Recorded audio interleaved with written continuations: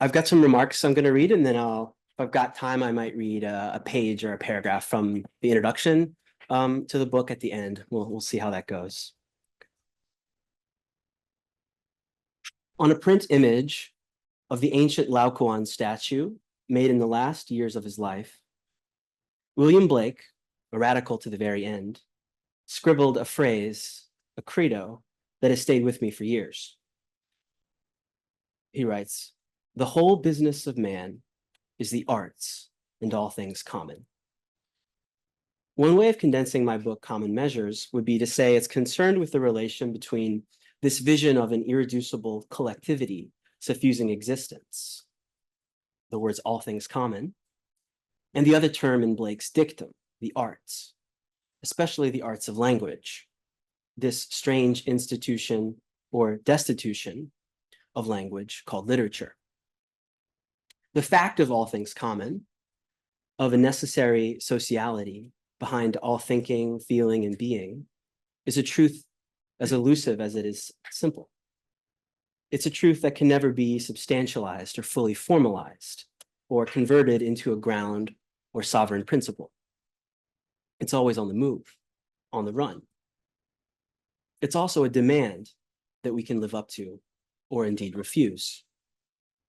Writers of the Romantic period grapple with this idea's movement for historical reasons I'll get into in a moment, and they also come to see literature, or in Blake's term, the arts, as the richest medium for expressing and coming to terms with this sense of a community that can never be traced back to any transcendent sanction, historical telos, wholeness, or essence. This is what I mean by the groundlessness of community. But historically speaking, the Romantic era was a time of lost grounds. The literal grounds and lands that had sustained communities in England since time immemorial had become increasingly enclosed and privatized by acts of parliament. And those who depended on the commons for subsistence were dispossessed in huge numbers over the long 18th century, a period that historian E.P. Thompson called the high tide of enclosure. This was a development that also scarred the landscape and devastated local ecologies. With capitalism now truly globalized, the onslaught of enclosure, the onset of industrialization, and the consolidation of exclusive private property went hand in hand also with the slave trade, in which Britain played a leading role, where millions of Africans were violently uprooted from their grounds and communities and forced to labor in hellish plantation agriculture. At the same time, writers and radicals who placed their hopes for a new universal community ushered in by the French Revolution saw its utopian promise shipwrecked, collapsing into terror, war, and empire. How then is it possible to imagine and inhabit a common life in the wake of these devastations? This sense of ungroundedness turned the Romantics to language as a common dwelling that brings us closer to the earth encountered not as a ground, but as a rhythm of releasement, and closer to each other in the collective ongoingness of the everyday. Literature attunes us, I think uniquely, to the fragmentary gestures and textures that evade and disrupt the general equivalents imposed on forms of relation in capitalist modernity. The common measures that enclose social and non-human life.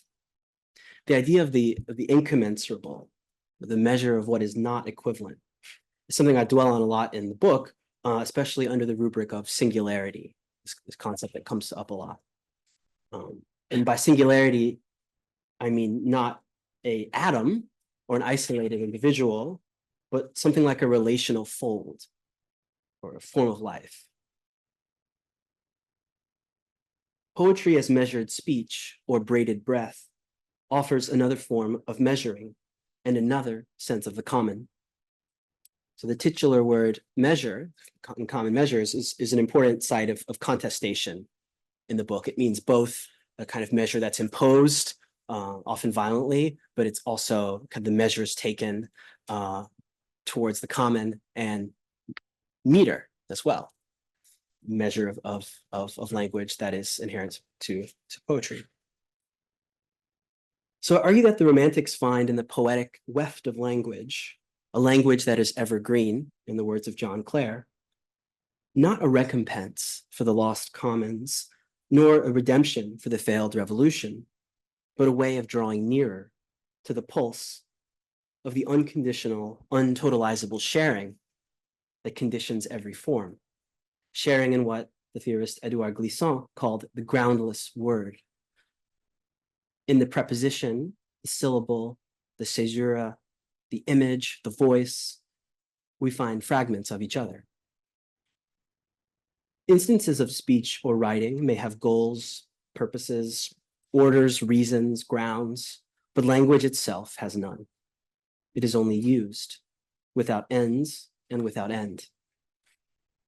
It's in excess of every measure.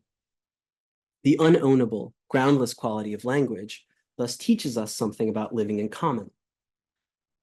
The overflowing fountain that froths forth sociality. And it is precisely this quality that literature accesses and accedes to. So a work of literature I see as a field of unworking and unowning. This is perhaps especially evident in Clare, the rural poet who was himself dispossessed by enclosure, yet cast his own poems as, his words are, fields that are everyone's employ.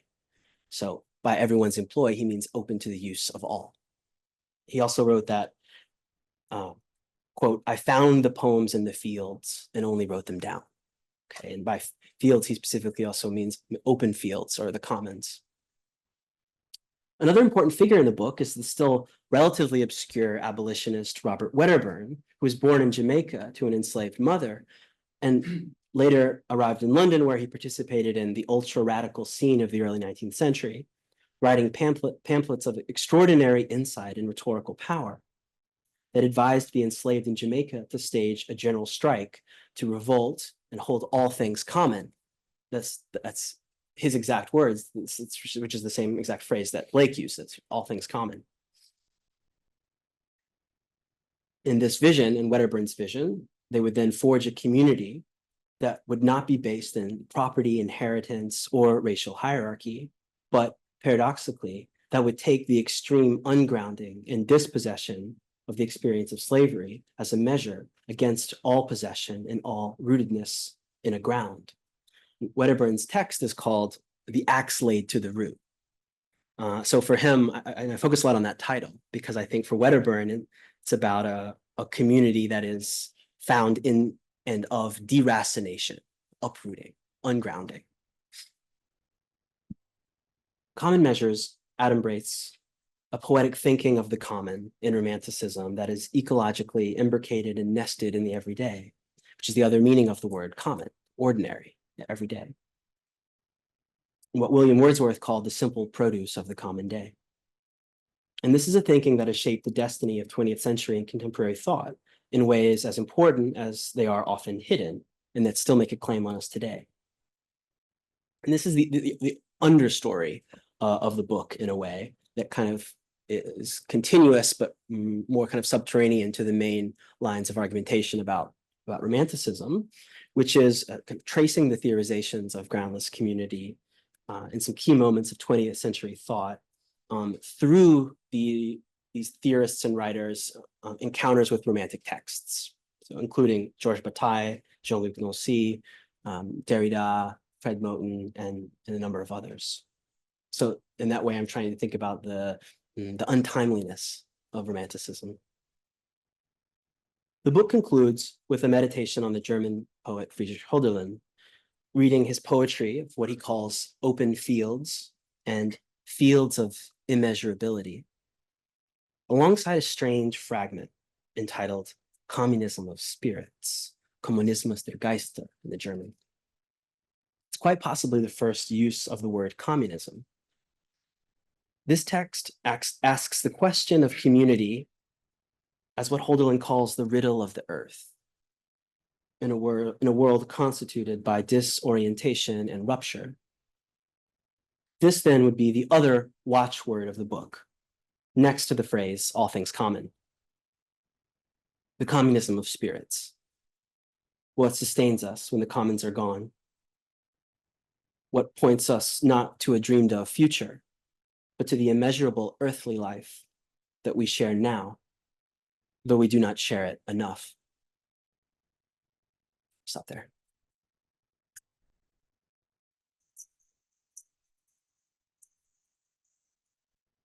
Good morning. Okay, so oh.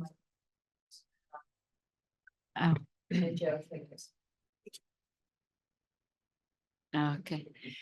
Okay, so hello everybody. And Joe, thanks for inviting me. I was very, very happy to reread this very beautiful book that I've been reading for several years in various instantiations. First when Eric and Jenny and I were on the committee that hired Joe and read chunks of this, and then, you know, for this.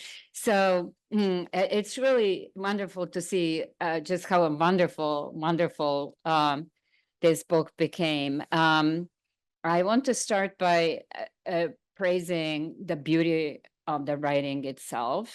I only have 8 minutes, and I have kind of lots of notes here, so I'll try to be as organized as possible and to ask certain questions so that you have something to respond to, because it says Joe responds. So if I only celebrate, then what's he going to respond? So, but I do really want to say that his engagement with poetry, I mean, there are people who write on poetry, but they write very badly. And that really is not Joe's situation. I mean, this is he's an excellent writer. And even if you're not interested in Romanticism, it's just a wonderful book to read. Like you'll cherish literally every sentence. There are very lyrical moments throughout the book. And also that leads me to a remark about Joe's method. There's lots of contemporary poetry in this book, contemporary philosophy, contemporary political theory. So that it's not kind of a book, a classical book that interprets Romanticism for Romanticism's sake. It really brings Romanticism to our present moment and shows us what can be done today, and even in this terrible political moment, if we decide to think with these romantic kind of practitioners of poetry. So he doesn't often quote Foucault. He's closer to Nancy and Derrida, and that's rightly so for a romanticist. But I would kind of call his method, I would mobilize Foucauldian word, the kind of archaeology of the present, that is kind of based on this romantic legacy, and manages to show the presence or activism of romantic thought in our present moment. Now, as you heard, and it's kind of maybe also clear from the title, the book's central question is not just the question of the commons. It's kind of a little bit counterintuitive. Not a question of the commons, but what happens when there are no commons. So it's kind of commonlessness. And so there is this literal aspect to that question, the enclosure, and so far, if you're following the literal aspect, you're not disoriented. But then very quickly you figure out this is not only literal, and it's not only based on the enclosure act in England. This is a concept of kind of groundlessness of the commons that in Joe's book functions as a concept. So it goes from like the romantics to contemporary kind of political or philosophical situation. And so I was started to wonder, if we do not relate groundlessness to the literal commons, what can groundlessness possibly mean? What is it? So what happens to the experience of community when the grounds of community dissolve and collapse? That's how Joe phrases the problem. And his answer is, he offers multiple answers, so I'm going to read some of them. His answer is, groundless community designates a sharing that precedes identity and displaces protocols of property. That's one definition. It is also described as, quote, dwelling in the sweetness of pure shipwreck. I was like, kind of, okay, what's the sweetness of a shipwreck? Dwelling in the sweetness of pure shipwreck without direction or captain. It raises the question of not grounding the community in any principle at all. It is also defined as what exceeds, escapes, disrupts, deforms, destitutes, unworks, and suspends common measures imposed from a ground central point or father. It is also understood as ontological anarchy, that is acting and relating without grounds or principles. All of this is Joe's definitions. It is also interpreted as, quote, relationality without hierarchy, relationality without any domination. So to me, this all sounds beautiful. But all of this raises a series of questions. Acting without principle implies that the groundless zone would be a zone of pure events, say, surprises, and what precisely, as Joe says, disrupts or deforms or unworks what works. Thus, it is perhaps also what disrupts precisely the common grounds. It could be a force of what disrupts the commonality because it does not have a direction. I mean, if you follow the logic that I'm going to follow. So I would like maybe kind of in response, such domains of disruption and unworking, how do we understand them literally, like in a concrete community? Because in the end, we are speaking about a real community established between human and non-human beings. And perhaps it would also be interesting to hear something more about the relation of what you call ontological anarchy and political anarchy. Because often this kind of political anarchy is kind of looming there, but you never go as far as to say, yeah.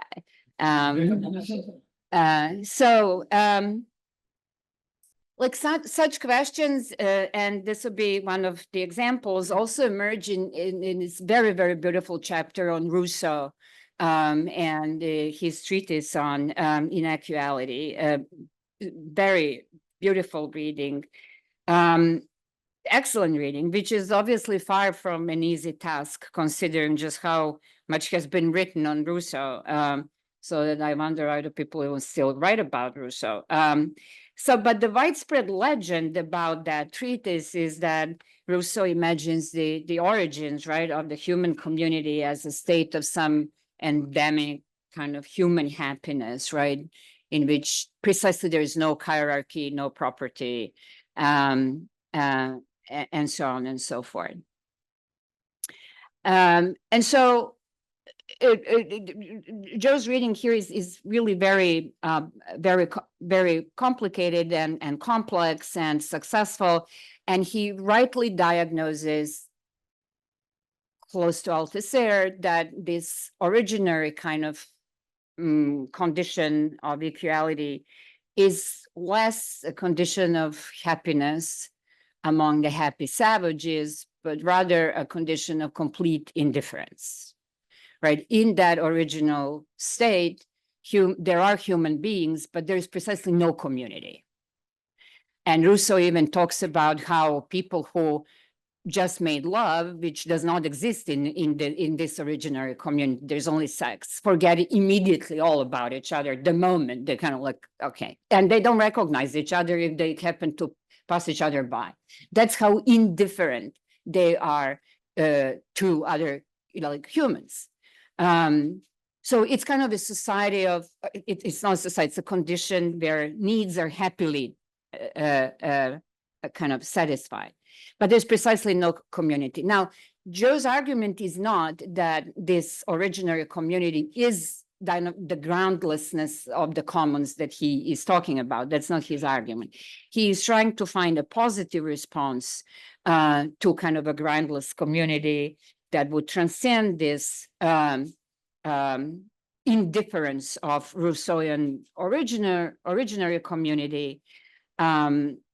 By positive response, I mean that rather than simply demonstrating how previous readings were misguiding, he is searching in the places where commentators of Rousseau rarely look for an idea that amounts to something that he calls a commons of spirits, commons of ideas, but also commons, that's very interesting to me, commons of such thing as rhythms of bodily movements and ways of behaving that despite their differences get into tune with one another, that tuning being precisely the ungrounded common or shared force.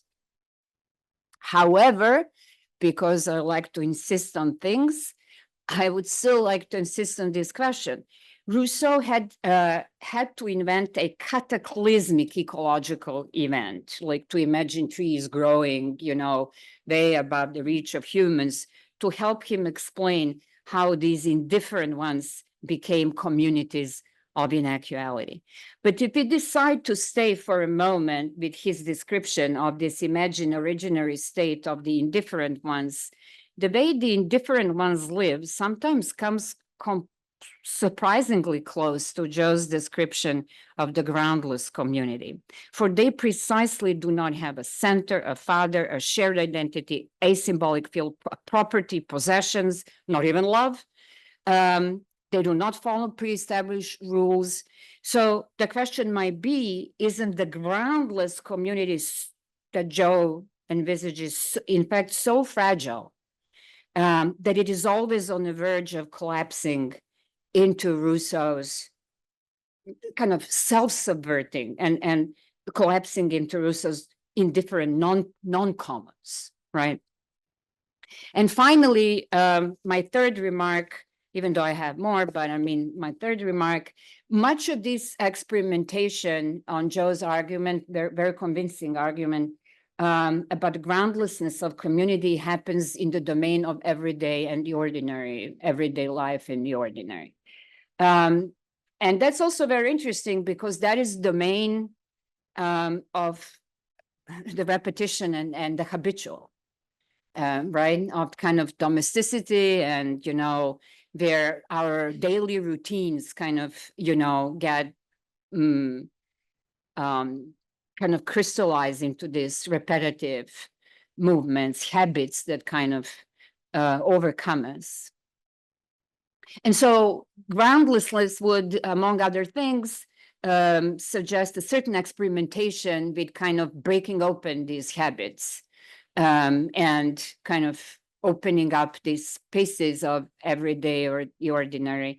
And that is also all very, very beautiful. But in thinking about this, I was thinking, okay, experimentation with ways of like manners of everyday. I understand that. One thing that thinking about relationality without hierarchy, I was thinking, okay, well, but what about passions in general and love more specifically in the domain of the everyday? I mean, as we know it, right, that would be a passion that in and of itself entails loyalty, sense of possession, and is definitely capable, at least if we read a little bit of psychoanalysis, definitely capable of producing hierarchies and certain evaluations of beings. So I was just kind of wondering what happens to love in the groundlessness of the everyday. I think I'm out of my 8 minutes.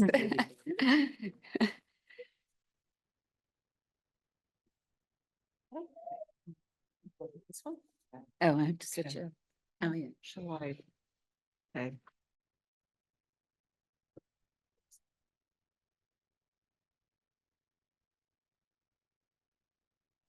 With, is this working all right? Should I lean in or no? Yeah, maybe. Bring it a little closer. Does this sound like I'll be heard on Zoom? Okay.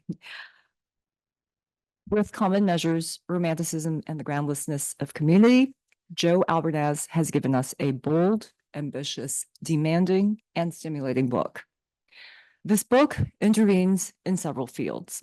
First, in terms of literary studies, it reinvigorates the study of Romanticism as a threshold period, not just for British and European modernity, but global modernity. It responds to the imperative that Romantic texts issue to unsettle and unwork modes of spatial enclosure, temporal regulation, and logics of subject formation that were beginning to assume standardized form in the late 18th to early 19th century. Second, in terms of the relationship between literary studies, philosophy, and critical theory, Common Measures shows how the intertwining of these related but nonetheless distinct modes of inquiry was nascent in Romanticism itself and has exerted a kind of extended release power in late 20th century to contemporary philosophical and critical writings. The book stages new conversations between Rousseau, the Wordsworths, Blake, Clare, Wedderburn, and Hölderlin on the one hand, and Derrida, Althusser, Haraway, Cavell, Blanchot, Bataille, Agamben, Spivak, Lembe, Moten, and especially Jean-Luc Nancy, among others. It brings these writers and thinkers together in fellowship as partners who grapple with the problem of being in common in the long arc of a global modernity in which Europe has played, since the Industrial Revolution, a driving and outsized, if not single nor simple, role.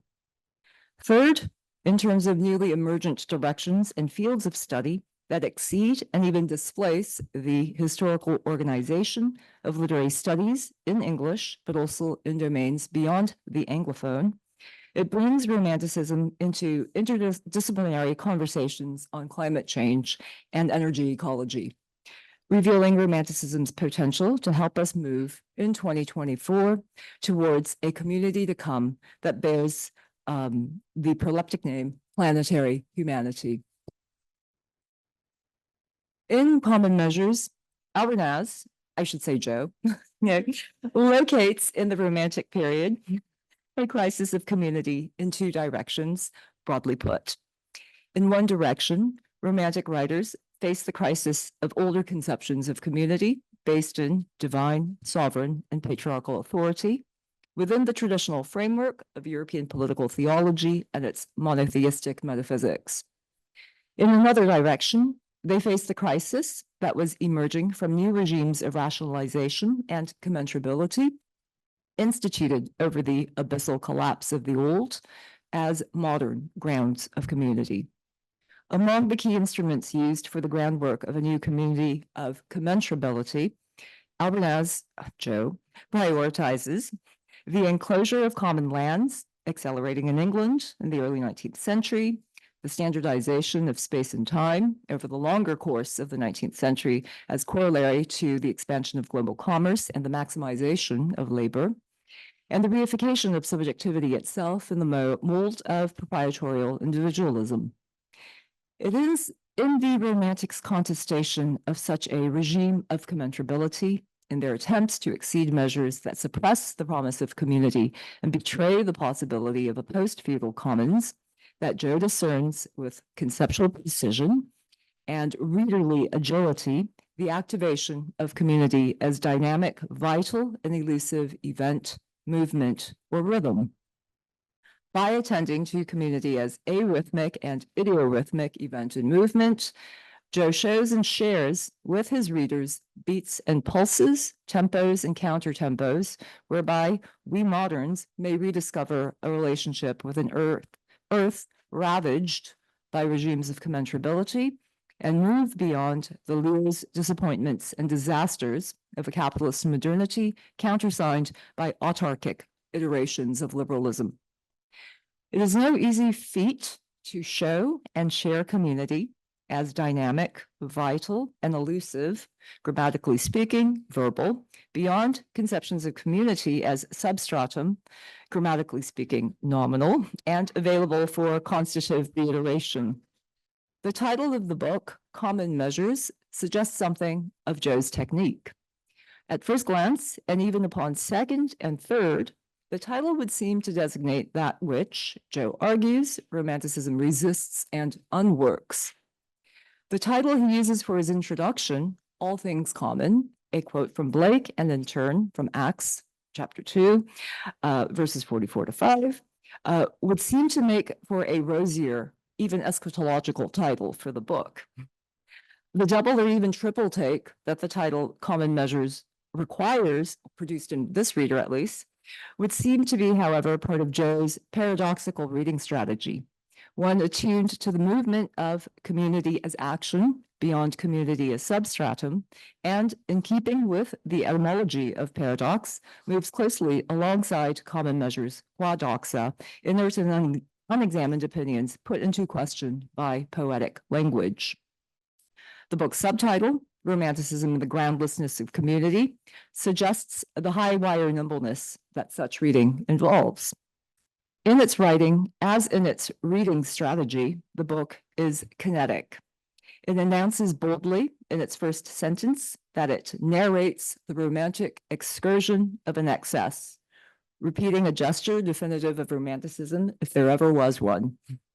It guides its reader on a journey that begins with Rousseau's anxious attempts to philosophize and write beyond commensurability, analyzes another version of singularité à deux at home with William and Dorothy Wordsworth, registering the pathos of the latter. It gives central attention to Blake's decentering energies, then juxtaposes Clare and Wedderburn as writers active in England and Jamaica, writing against regimes of commensurability, regulating land and labor, and dislocating center and periphery. The coda returns to Hölderlin as poet of measure, who gave prophetic voice to the promise of modernity as a singularization of measure and idiorhythmic participation in community beyond common measures. What Joe shows and shares of readings of extraordinary attentiveness to subtleties of diction, meter, plays of syntax, and grammar is precisely the singular ways each poet in question uses language, itself a thing common, to participate in idiorhythmic community. Two moments that stood out to me in his chapter on Blake, the discovery of the word for in the phrase, for man is love, led to a remark on the dative case as a non-transitive mode of sharing, called love. And apropos, another passage in Jerusalem, a remark on the participial ongoingness of Blake's phrase, living, going forth, and returning. In bringing my remarks to a close, I offer an observation and a couple of questions. First, the observation. An earlier generation of readers of Romanticism, attuned to the excess of what language does over what language means, many of them in New Haven, tended to approach poetic utterance within the context of a particular scene wherein particular procedures and conventions obtain. Joe, you seem to resituate and localize, right, and delocalize, excuse me, both the event and scene of poetic utterance within an expanded framework of circulation, perhaps termable as network or constellation, wherein the eventfulness of discrete and particular poetic utterances become moments of a greater and ostensibly swerving rhythm or movement. This shift is intriguing and fascinating to me. Second, the questions. Proceeding from your reading of community as a sharing of the incommensurable and writers and thinkers working in European languages, how might you address the problem of another kind of incommensurability? Namely, that between languages and traditions, with different logics and histories of subject formation and social organization, and historically specific implementations of common measures. In the 2008 book, philosopher and sinologist François Julien uses three terms, the universal, the uniform, and the common, with the uniform designating the processes of techno-quantitative standardization that Nancy terms globalization in the creation of the world, or globalization. Might such a distinction between the uniform and the common, whereby regimes of commensurability and dynamics of incommensurability are not one but many, help us move towards the community to come of a planetary humanity?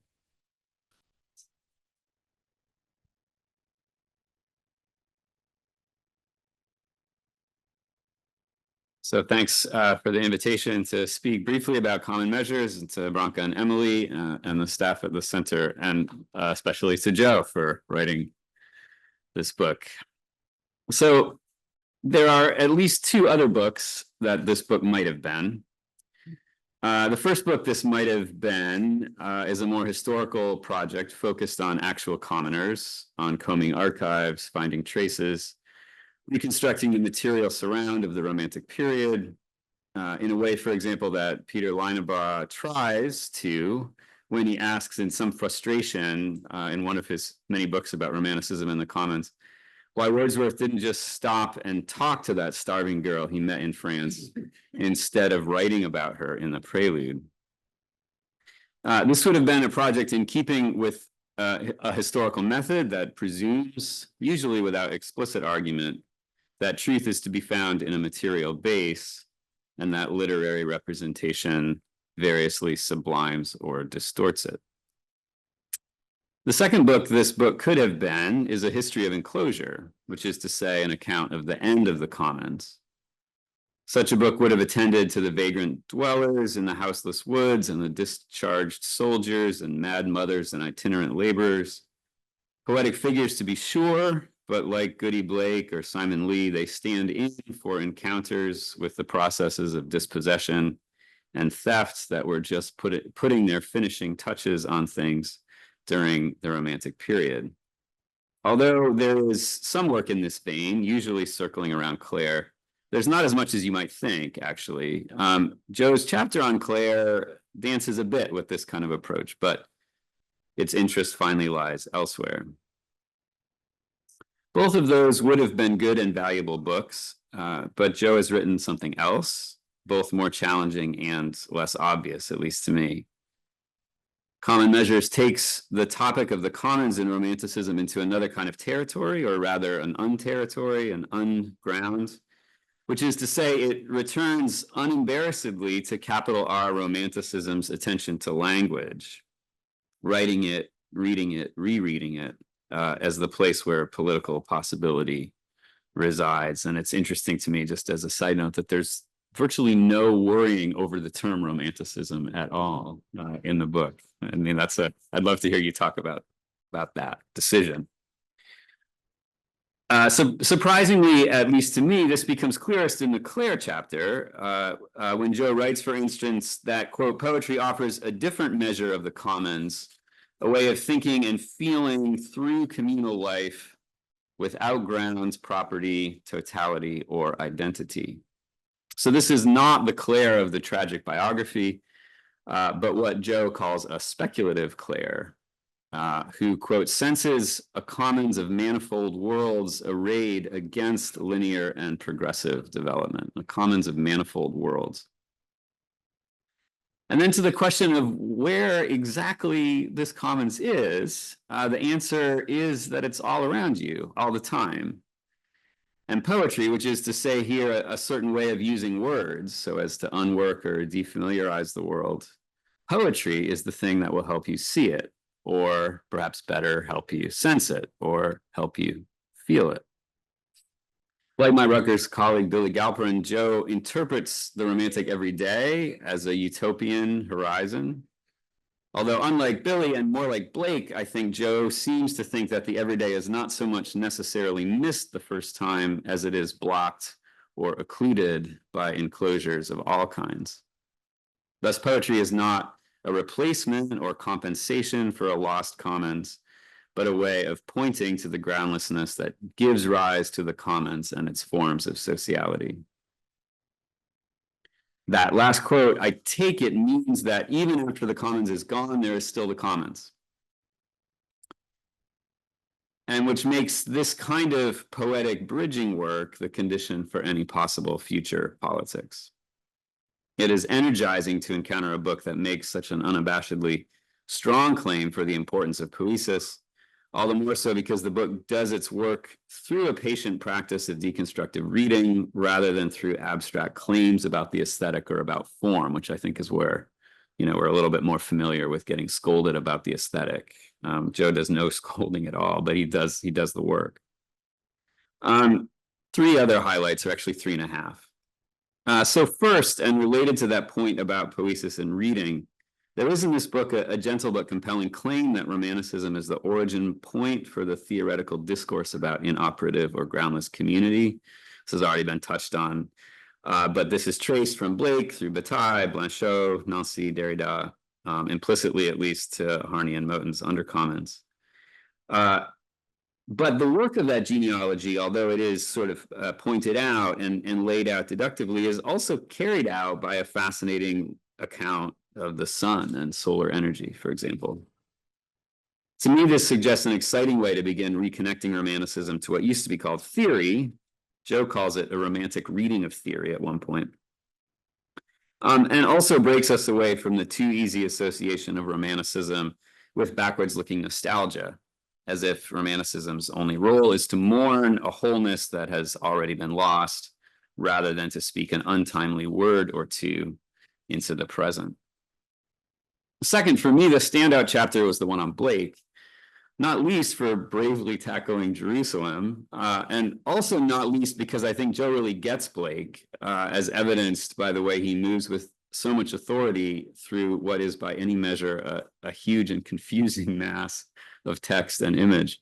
But also because the chapter makes Blake crucial to any conceptual tradition of thinking about the commons. And that seems obvious after reading the chapter, but it is still much too easy to associate the commons with the countryside and to see Blake as an urban writer. So just the act of putting Blake where he does, I had originally written putting Blake in the center, but I realized that would actually kind of miss the point. But anyway, just the act of making Blake, let's say, the main romantic theorist of the ungrounded commons is a way of reorienting the field. Among the ways it reorients the field is it opens it up to a conversation with a figure like Wedderburn, who certainly, when I first encountered Wedderburn in graduate school, it was as a kind of alternative to Romanticism, you know, the kind of radical underground, not as a participant, right? So that's actually, I think, that's been a long time coming, but that kind of reorientation is really, really fantastic. Third, Romanticism has always been a literature of the moment. Blake's moment that Satan cannot find, William Wordsworth's spots of time, Dorothy Wordsworth's electric sheep, as a graduate advisor of mine once called them, Shelley's language of inspiration and fading coals, Byron's pause, Keats's negative capability, indolence, autumn, epiphanies and magical moments all around. Most of us who love Romanticism were at some point hooked by these moments, caught by them. And then we learned in graduate school how easy it was to sentimentalize or monumentalize them, how ahistorical they were, in short, how problematic, in the way that we use that word now, or maybe just how cliched and cheesy they were, in which case we became Victorianists. One thing I love about Common Measures is that it reinvigorates this poetry of the moment, not by explaining it away as a symptom of something else, but by opening that moment outward, exploding the tendency to keep it tightly bound in a circle. In fact, diagnosing that critical tendency as an act of imaginative enclosure, and insisting that Romanticism allows us to hold in mind both the magic of the individual moments and the undeniable facts that a moment is only itself because it is related to every other moment. That's what Emily, I think, was referring to when she referred to Joe's paradoxical reading method. So here's the half point at the very end. On that idea of opening and openness, by the way, which comes back powerfully in the coda on Hölderlin, Common Measures seems to me to end several times. And whether this is deliberate or not, I don't know. And I don't mean this critically at all, quite the contrary. But there's a conclusion to the Wedderburn chapter that also feels like a conclusion to the book, because it does a lot of synthesizing.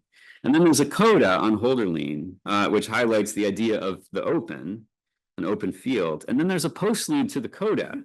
And in that postlude, there are two chapels, one of Wedderburn's and one of Hölderlin's again.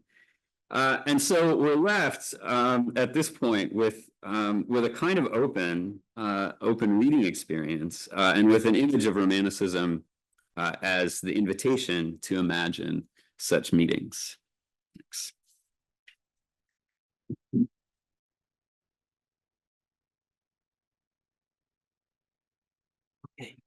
All right, I think I have about 10 minutes of response time. But I just want to start by thanking all of you for these really generous, perceptive responses, and for reading the book and for being here and thinking with it. Yeah, it's really amazing to spend a lot of time working on something, put it out, have it become a separate from you, from your being, and then hear it kind of refracted back to you. It's what's wonderful. So thank you, all of you. And it's also strange, as I was walking in, I was talking with my colleague Rachel Adams about how the book is still, I think, only maybe 6 weeks old officially, so it's still relatively new in the world, and so I haven't had that many conversations with people about it yet, but I've had a few, and I've had a few emails, exchanges with people about who are starting to read the book. And when I get questions about it, my first kind of pre-reflective response is often like, "Oh, that's a great question. We should track down the guy that wrote that and ask him, see what, you know." And then of course there's the second order, like, "Oh, wait, okay, I must now like inhabit the voice that's between the pages." So I'll try to do a little of that. So I'll start with Branka's comments. I'm just gonna look at my notes here. I appreciated the remark about the archaeology of the present. I think that's I don't quote Foucault very much at all, and not that, but I think that's exactly right. And I was just looking at the book by the late very recently late Frederick Jameson, Archaeologies of the Future. I think I would like to think that it's gesturing towards that as well. Very briefly, the sweetness of pure shipwreck. What is that? That is a line of Leopardi. There's a lot of uncited, there's a lot of quotations of contemporary and other poets in the book. There's also a lot of just uncited quotes, and forgive me, my Italian's very bad, but so I'm gonna mess it up. But I think it's the last line of Leopardi, the Italian Romantic poet, his poem, The Infinite, which is e naufragar me dolce in questo mare, or something like that, which is and to shipwreck is sweet to me in this sea. So I was just kind of having fun with that line. But yeah, okay, I want to say something about this really perceptive and I think profound question about starting from Rousseau, but I think it's related to your question about Rousseau, but it's a bigger question about like the inhabitation of this kind of groundless community that I'm describing. Is it just a community of like pure events where everything becomes detached, or does it risk falling into that? So the reason that I think the book is so interested also in the meaning of the common as the everyday, as you mentioned, is because it's trying to like split that difference, insisting on groundlessness, but not as like this abyss, or not as a kind of series of pure unrelated events, but as something like as like a streak or some kind of film that runs through forms of life.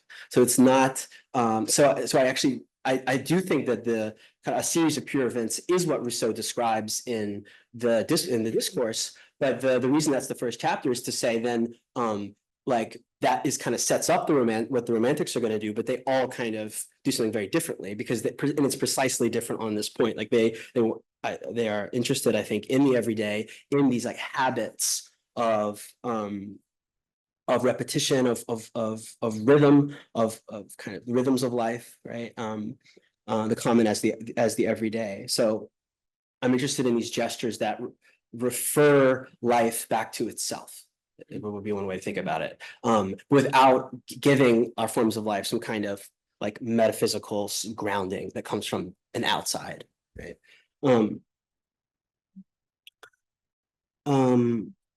Yeah, so I wrote some things down about Rousseau, but I think what I was just now getting at, I think is kind of connected to that question of events. It's Rousseau is the one who there is no vision of the everyday in Rousseau, and that's, I think, where all the Romantics come after him depart from him. What happens to love? Yeah, that's a great question. Love and passion. I mean, I don't know that love is about I think it is love is to me is not about possession, but about like agreeing to share in an ongoing way a dispossession. And I guess I mean if falling in love is the sweetness of pure shipwreck would be another way to put it. And I think that is there doesn't have to be a privileged form of the common, groundless or not, but it is one. It's a powerful one. Okay. Just for time, I'm gonna move on to some of Emily's remarks, which I also really appreciated and really grateful for.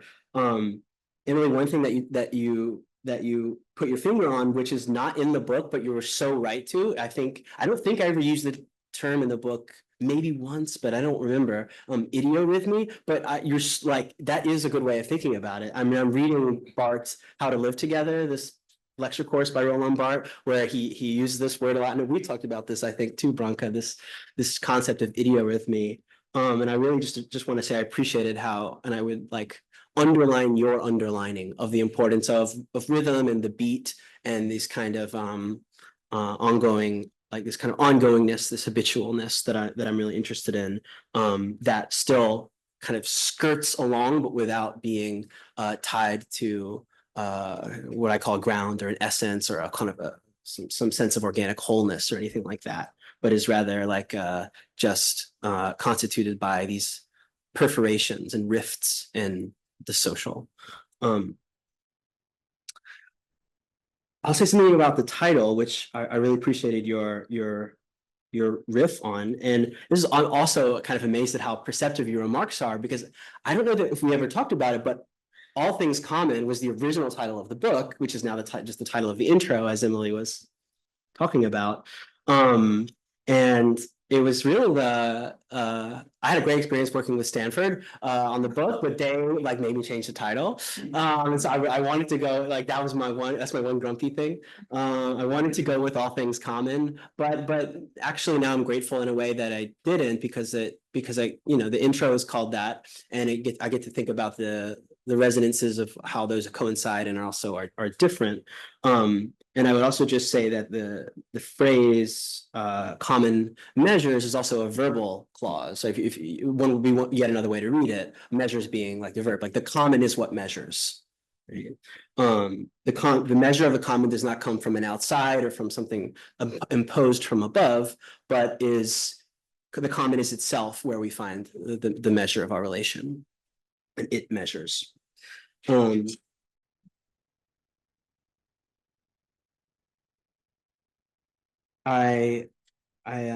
Let's see.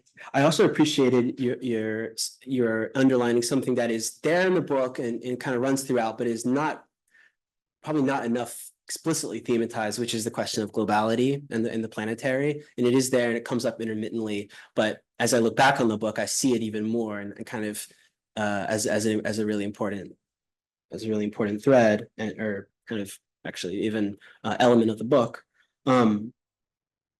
And yeah, I take your question to heart about translation. I assume is what you were getting at with the question of not just translation linguistically, but kind of in a larger sense, the question of incommensurability, what it means to translate things that are incommensurable. And I'm an admirer of Julien's work. And I think you mentioned one of his earlier books, the universal, the uniform, but he also had a book actually that came out, and it's not translated yet. I read it just as I was actually finishing my book in French. It's called The Incommensurable.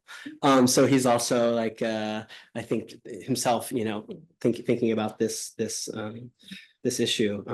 I don't have anything very smart to say about that. I think but one thing I will say is that I would just want to make a kind of very broad gesture toward a connection between what I'm trying to think about as a shared incommensurability in the book as community or the commons, and question of translation, be it linguistic or cultural or otherwise, as precisely finding not equivalences, but like these points of incommensurability that can then become like a map of encounter or something like that. to Colin's remarks, yeah, thank you for framing the. I mean, Linebaugh is someone I really admire and have learned a lot from. But you're very right that this is not a historicist book, although I draw from some historiographical sources. And I really appreciate the way that you help me see better what the book is and is doing by also framing what it's not, and what it maybe could have been, or partially is, but it's not really. After the commons, there is still the commons is something that you said, I think, characterizing some of the, I guess, the attitudes or even the claims of the book. I think generally that's true, although I would probably modify that slightly to maybe like before and after the commons, there is the common. Whereas we might want to think of the commons as something that is more historically kind of situated, but the common is this, well, not a principle or a ground, but is this kind of this force of disruption that unsettles whatever we think we might have in common with, you know, or share in some kind of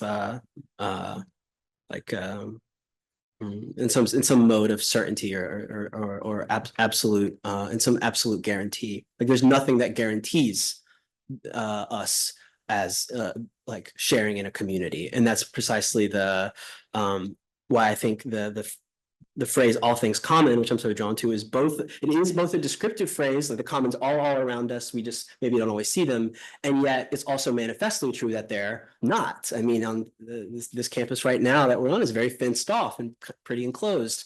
Just will be just one example of that. And yet, so there's this gap between the truth that the common is all around us and the truth that it's not, that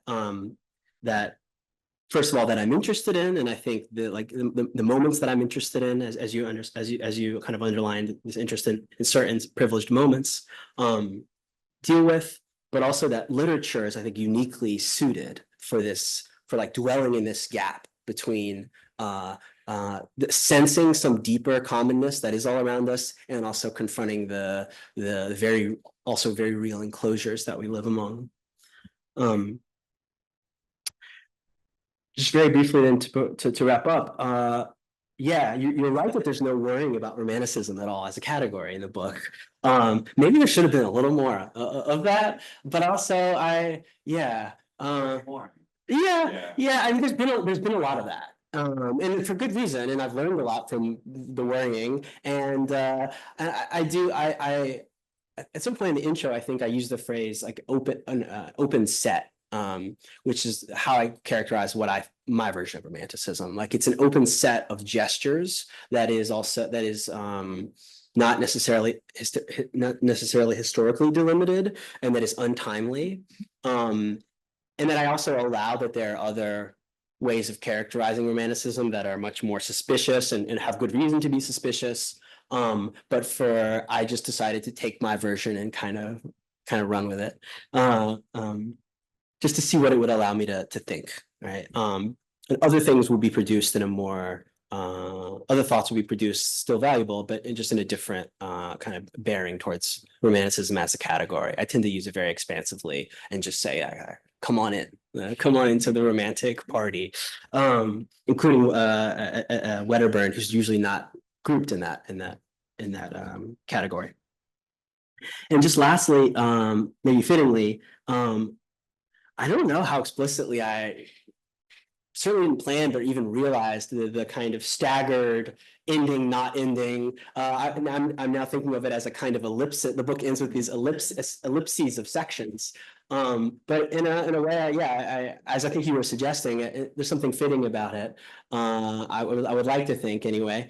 If nothing else, as a gesture towards the untimeliness of Romanticism that I was just speaking about, as something still to come, it still makes claim on us, and that's ongoing. Yeah, thank you.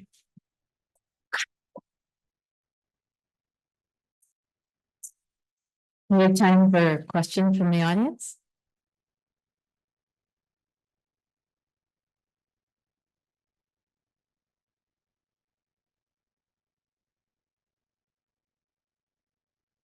Hi, Joe. Thanks for writing this beautiful book, for putting it in the world and gathering us together. I don't think I've asked you this in the hallway before, but forgive me if I have. How does the phrase "all things common" line up or refuse to line up with the different biblicism, "all things new"? Ooh, that's a great question. Yeah. Yeah. We'll probably have to continue this conversation in the hallway too. I mean, in the acknowledgements to the book, one of the things I thank is hallway conversations with Dustin, which have been very valuable. I haven't thought about this explicitly, but let me riff on this a little bit. It's a really great question, and I would also like to say, like, I would invite my fellow panelists to jump in on any of these questions, and I hope that the overall kind of exchange continues with the audience Q&A. Yeah. So all things common, as Dustin was mentioning, and I think as I can't remember who, someone mentioned already tonight, comes from the book of Acts, chapter 2, and also in chapter 4. And it's also, and it doesn't just suddenly kind of resurface in Romanticism. It has this really interesting history from the late antiquity through the Middle Ages, which and through the early modern period and the diggers, for example. And I very briefly gesture at it, but I, of course, can't trace this whole genealogy. But and of course, it's used by Blake and by Wedderburn and by Hölderlin, actually, and by others, that figures that I talk about. I would say that all things common as a utterance, not as an exegesis of the phrase, but just as a floating utterance, would diverge from all things new, precisely on the point that I was trying to work up in response to Branca, that all things new seems to suggest a kind of apocalyptic total renewal, whereas all things common is a recognition of what is actually not new, but has always been there and is here now and will continue in an ongoing way, and yet makes a demand on us, as I was saying earlier, to actually live up to an ethical demand to live up to the common, to some ethics of the common.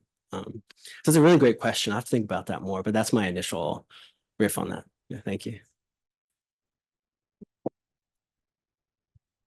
Hey, thanks, Joe, for the book and everybody for your remarks. This might be a clarifying question about the notion of the common. I hear a lot of influence of inoperative community in this theorization here. And Albernaz introduces an essential distinction between common being and being in common.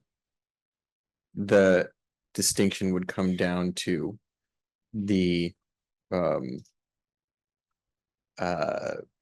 ontological impossibility of synthesis, which characterizes being in common, as opposed to a kind of desire for synthesis or common being, which results in the worst.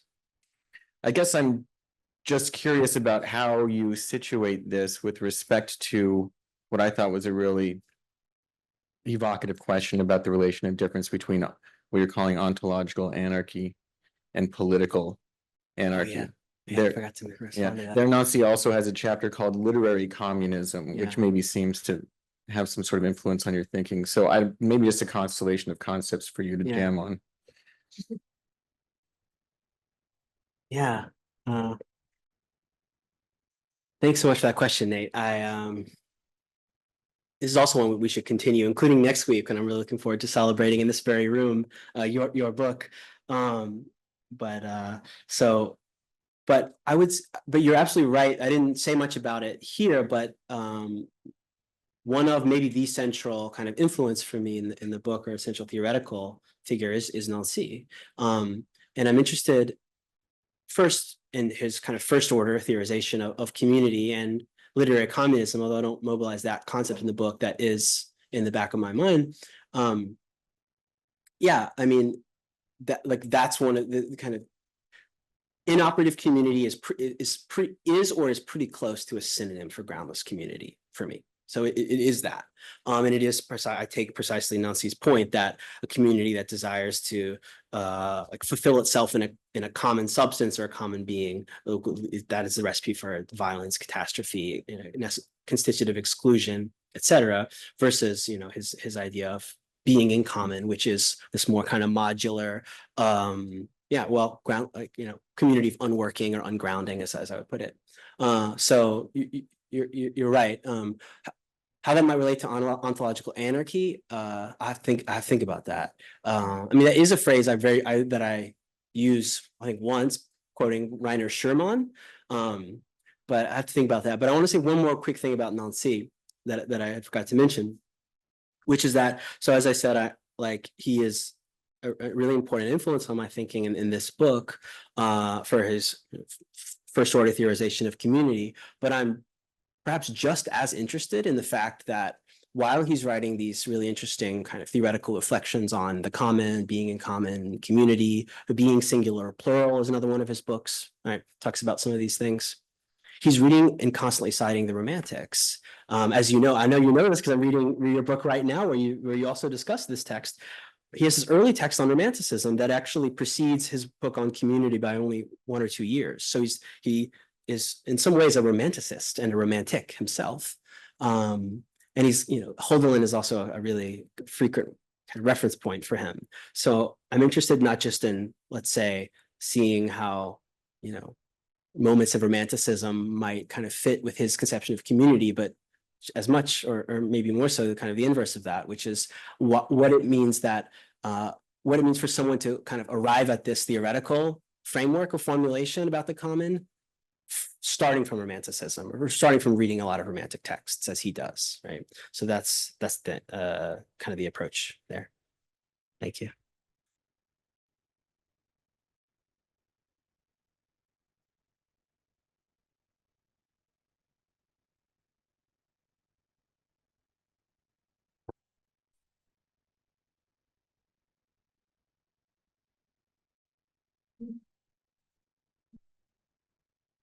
Hello. Ooh, loud. Sorry, Zoom.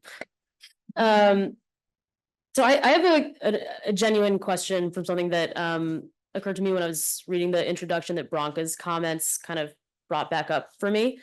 And so maybe there's no answer because maybe it's just like a one-off moment or something, which is fine. But in your introduction, you have a moment where you start talking about like the radical commune projects of the Romantic era, like pantasocracy. And you note that that's excluded from not only the scope of your book, but also like on a conceptual level, it's anathema to it, or at least that's how I took it. And I kind of expected when you said that, and this is where Branca's comments today like brought this back up for me, that it would be on the basis of those communities, maybe because they're like territorial or something else, that they are grounded, and that's why they're out, not only outside the scope, but like contrary to what you're interested in. But what you actually wrote in the introduction, if I recall, that kind of stood out to me was that it was on the basis of there not being everyday enough. Mm. And I was curious about why is that the thing? Is there some primacy there of the everyday over the questions of groundedness? But again, maybe it is just because you bring this up in your section on the everyday, and that's fine too. Mm. Yeah, thank you for that question, Johanna. I would say first that it's not anathema. So just for context, Johanna's referring to a moment where in the introduction where it's just a paragraph or two or maybe a page where I kind of acknowledge that, okay, I'm writing this book about Romanticism and community, but I'm not writing about all of these kind of utopian communal experiments that were happening at the time, like, for example, the Robert Owen's kind of community, these utopian socialist experiments in the early 19th century, or even kind of like the sans-culotte of the French Revolution, these radical anti-property movements that are emerging, kind of the early forms of the workers' movement. And so I pantasocracy, which is the probably kind of harebrained scheme of Coleridge and Southey and other kind of early romantics to go found a commune in America, which like didn't even get off the ground, as it were. So, and I say, yeah, I acknowledge those, and that's an important context, but the book is not about that. It is about the kind of literary moments, and it's focused on language and what it does for giving us a thinking of the common in a more general way. But so that moment in the introduction is more just like a gesture and trying to delimit the scope. It is, so I don't think that those are like, in fact, in my current work, I'm increasingly interested precisely in that kind of stuff. And there is some of that in the Wedderburn chapter, because Wedderburn was engaged in addition to his writing, he was engaged in all of these kind of practical movements and political agitation and organizing for to kind of, with workers and also kind of what we would maybe call the lumpen proletariat of London. So there is some of that in the book, but it isn't its primary focus. I think I would say an earlier version of me would say it is because those communities are like still hold on to some metaphysical grounding, and maybe that's true. But I think now, and when I was kind of late in working on the book, I wouldn't, and so earlier version, it would be more kind of anathema to the community that I was interested in. But now I don't think that. It's more just like I couldn't write about everything, so I'm not writing about that. And then now I would say that in fact, one could also delineate this a kind of, let's say, rumbling or maybe just a rustling of what I'm calling like groundlessness or ungroundedness in these kind of other practical communities or socialist or utopian experiment. It would just be a question of it would be a question of reading, right? Like how to read them, and you would read it differently than I read, Wordsworth, but you would need to read it in such a way. But I think you could find it. But I just that wasn't what the book was. Yeah. Thank you.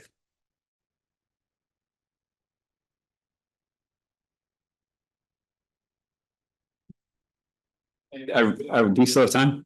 Please, yeah. Can we just follow that train for a Yeah, minute? Because it seems to me like pantasocracy is actually almost perfect for you, because rather than going and doing it, Coleridge just talked about it. Yeah. I mean, he was poeticizing it constantly. Yes. Like yes. Saudi had to go drag him out of the bar and say, Yes. like, we need to start planning, and Yes. he just willing to talk about it. Yes. So it feels like actually it's, I would say grist for your mill, but that's not your kind of language. No, that's a good point. To Blakean.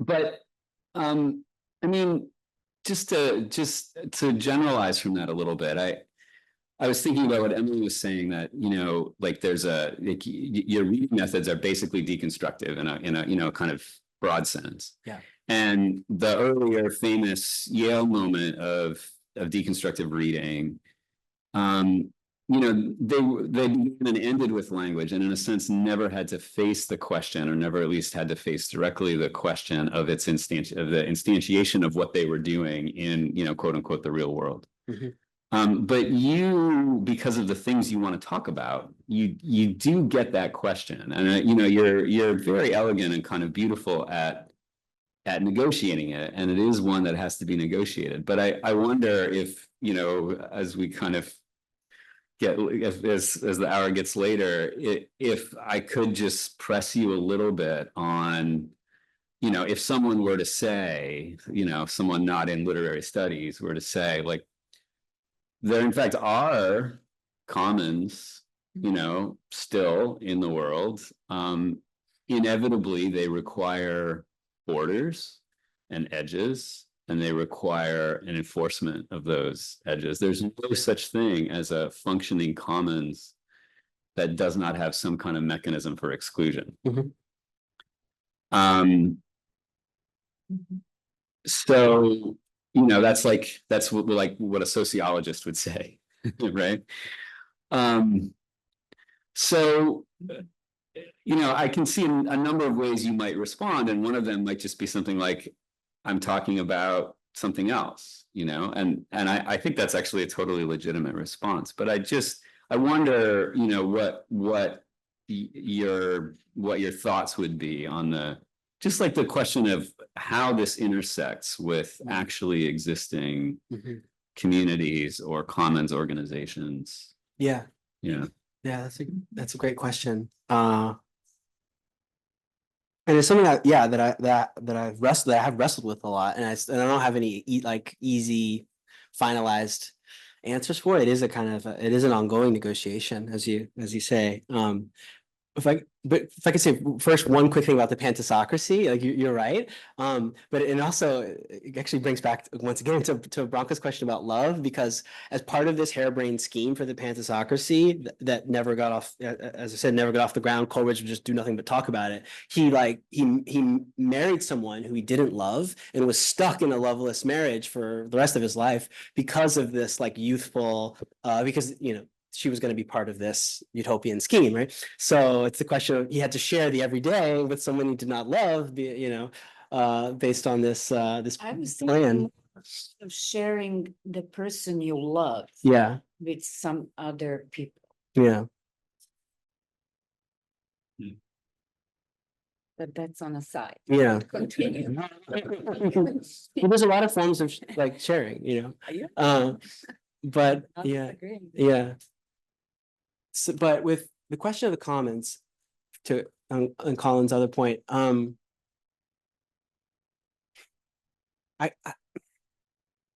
mean, in my earlier response to some things that you said, I tried to. I didn't fully articulate, but I maybe gestured toward a distinction between the commons and the common. And so that, like, again, that would be where I would want to go. There's one way, another way to think about it would be, I recently gave a talk on Clare, and as part of that, I was talking about and then got some questions about like contemporary, like right now, movements and organizations in England that are doing kind of countryside rehabilitation and trying to kind of, reopen commons. And it's called the John Clare Society so it's not the John Clare Literary Society. There's like a separate, like a John Clare, like activist society that's just under his banner going out and trying to do kind of practical things to reopen the commons, like re-green the countryside, that's, in all of these ways. So that would be a way of thinking about like the literary legacy of Romanticism intersecting in the world.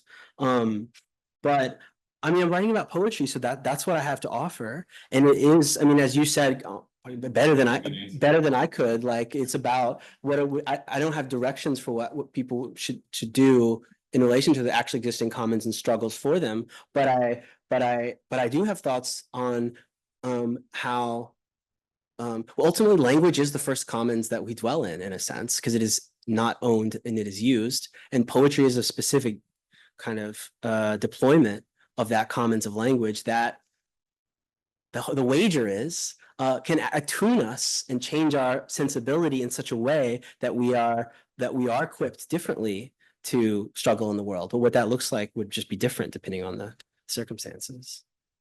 It's a beautiful place to end, Joe. Let's end with an ellipses and talk more at the reception. Thank you so much, everyone. Thanks for people joining us on Zoom, and have a good night. Thank you again. Congratulations, Joe.